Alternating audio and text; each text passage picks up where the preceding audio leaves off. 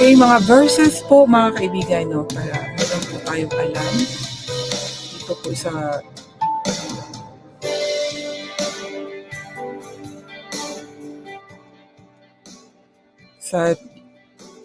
God never change, no? Ang Diyos ay hindi po nagbabago. Dito po mababasa po natin sa mga iba-ibang aklat. Babasahin ko po dito, sabi dito po sa Hebrew chapter 13 verse 8. Jesus Christ is the same yesterday and today and forever. No, ASB version. O anong ibig sabihin po niyan kung si Jesus Christ ay siya yung kahapon, ngayon at bukas, magpakailanman. So siya yung Diyos na noon pa, Diyos nila Abraham, Isaac, and Jacob. Sabi dito sa Malakay 3:6, "For I the Lord do not change. Therefore you, O children of Jacob, are not consumed." Diba? Sabi naman dito sa Revelation 1:8, "I am the Alpha and the Omega, says the Lord God, who is and who was and who is to come, the Almighty." Doon sa Isaiah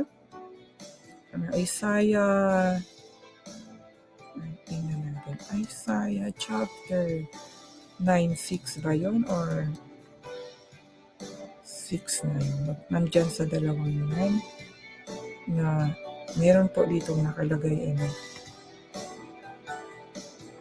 Isaiah 9:6. Ayan, 9:6. Isaiah 9:6 po ang sabi dito, no? In IV, "For unto us a child is born, unto us is a son is given, and the government shall be upon his shoulder, and his name shall be called Wonderful, Counselor, the Mighty God." The Mighty God po ang sabi, "The Everlasting Father, the Prince of Peace." Imagine, so para sa akin po, ang God ni Abraham, Isaac, and Jacob ay hindi po magkaiba. So sinasabi dito na nag-declare si Jesus Christ, I am, yung sabi niya dito na Jesus Christ is the same yesterday, today, and tomorrow. And then sabi dito sa Revelation, siya yung nagsabi dito sa Revelation 1:8 na I am the Alpha and the Omega, says the Lord God, who is and who was and who is to come, the Almighty. Ang nakalagay po dito mga kaibigan, the Almighty. Ang dito naman sa Isaiah chapter 9 verse 6 is, ang sabi is mighty lang, no? Mighty, not Almighty. Kaya yun yung pinag-anuhan nila na si Jesus Christ ay hindi God kasi mighty name ang sabi dito. Mighty God ang nakasabi. Maliit na God ba yun? Mighty God. O, Mighty God. Mayroon pa kasi Almighty God. Na parang sila, di ba? Confused sila sa mga talata dito, no? Sabi dito, ulitin ko po, "For unto us as a child born as," ulitin ko po. Teka po. I-rewind ko muna. Okay, Isaiah chapter 9 verse 6. "For unto us a child is born, unto us is a son is given, and the government shall be upon his shoulder, and his name shall be called Wonderful, Counselor, the Mighty God." His name shall be called, sabi dito the Everlasting Father. The Everlasting Father po ang sa kanya, si Jesus Christ po. Everlasting Father po siya. The Prince of Peace. Ang sabi dito sa Revelation 1:8. Sana ba yun? The Almighty God.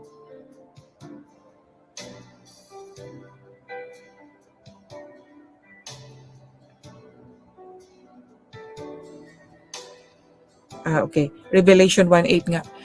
Sabi dito, I am the Alpha and the Omega, says the Lord God, who is and who was and who is to come, the Almighty. The Almighty po ang sinabi dito. At dito sa Isaiah chapter 9 verse 6, Mighty God, the mighty God, no? The mighty God, the everlasting Father. Ito po, mga kaibigan, hindi naman po siya magkalayo eh. Hindi po magkaiba ito, hindi po iba ito eh. Kung iba si Jesus at iba yung Almighty God, yung Almighty, eh magiging dalawang Diyos po yan. Tapos meron pang pangatlo, yung Holy Spirit. Take note po mga kaibigan, mag-ingat po tayo. Dahil meron po talagang pinapasunod din na tatlong, yung Trinity. Hindi na po ako against sa Trinity kasi para sa akin po, isang Diyos na na-describe po sa Father, Son, and Holy Spirit, but one God.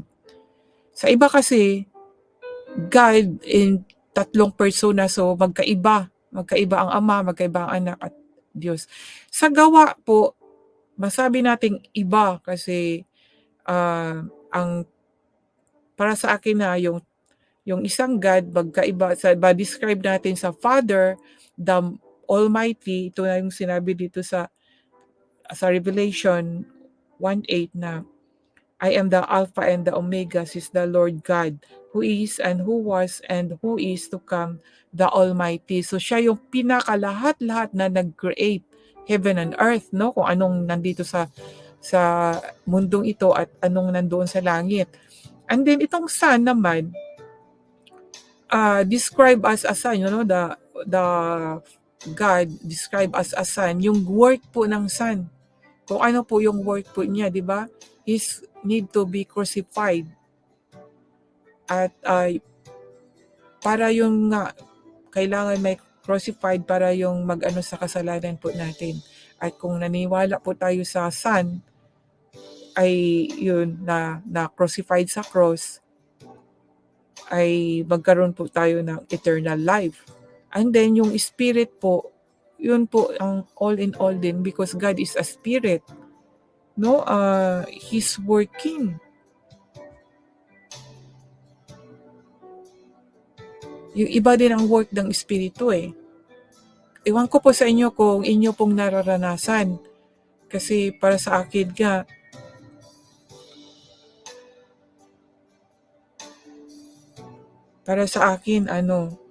with Spirit is real.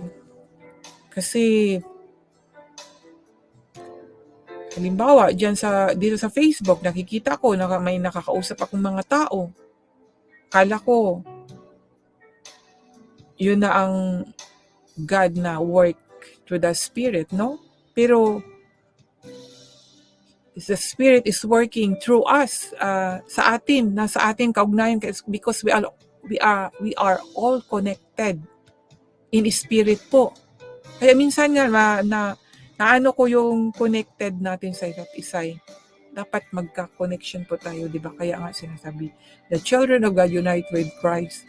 Pero something na meron ding hindi anak ng Diyos, kaya we cannot say connected. Dapat i-disconnect, lalo na yung mga taong hindi naniniwala po sa salita ng Diyos, no? At yung nagsasabi lang na, oo, naniwala, pero wala po tayong makikitang pagbabago. Yung transformation po doon, mga kaibigan, yung sincerity po, yun po ang ano. Kaya dapat po, i-disconnect natin yung mga ganyang tao. Spirit is working. Kaya nga sabi ni Jesus Christ, di ba, sa John chapter John chapter nasa 14 yun, maano natin. Diyan yan sa chapter 40. Try kong i-research. Yung He gave a comforter. Di ba? Yan po yung mga works. Ang work po ng Holy Spirit po. Father and Son and the Holy Spirit is only one. Not separate.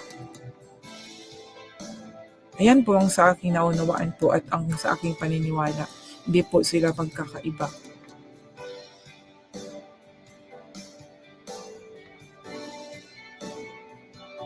Diyan. John chapter 14.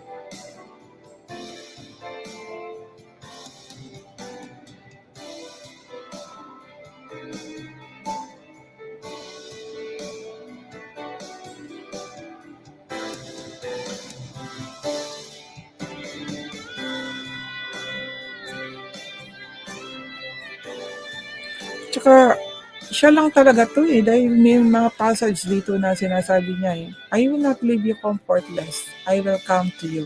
Oh, 'di ba? I will come to you. O siya pa rin 'yan, si Jesus Christ.